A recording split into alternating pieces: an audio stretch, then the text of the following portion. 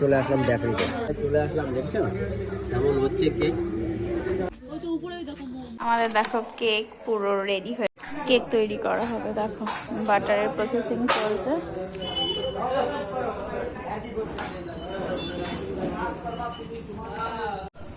এখন চিনি ঢেলে দিচ্ছে বাটারের ভেতরে। দিয়ে দাও চিনির সাথে বাটারটাকে ভালো করে মেল্ট করবে, তারপরে ময়দা দেবে, তারপরে তোমার কাজু কিশমিশ, তারপরে চেরি, মোরব্বা। আমার পাপাই যেখানে বসে রয়েছে, এই যে এখন মামা সব ডিমগুলোকে এই দেখো 1 বাই 1 করে ফাটিয়ে ফাটিয়ে সব ওটার মধ্যে দেবে।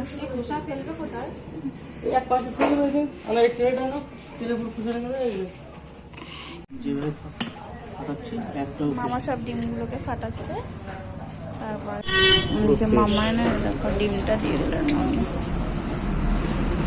আরো দেবে, এখানে আছে ট্রেতে, সব ফাটিয়ে ফাটিয়ে দিচ্ছে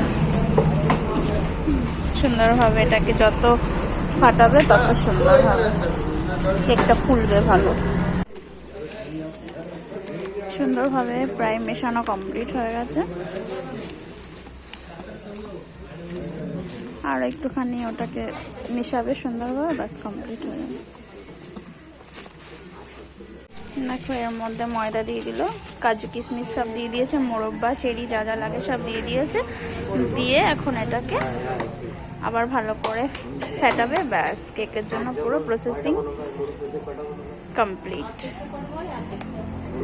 আচ্ছা, এটা কি প্লেন হবে না ফ্রুট হবে? ফ্রুট দেওয়া হয়েছে, মোরব্বাটা পরে দেবে।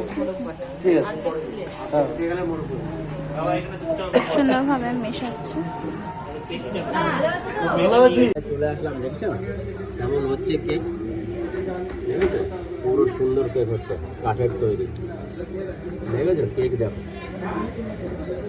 আমরা সব বাইরে সব ওভেনে তৈরি করা, আর এখানে কাঠে হচ্ছে। দেখেছো কেমন হচ্ছে কেক।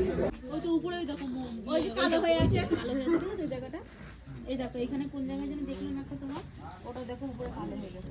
এই যে সামনে মেরি কিসমিসের কেকের বানানো, দেখেছো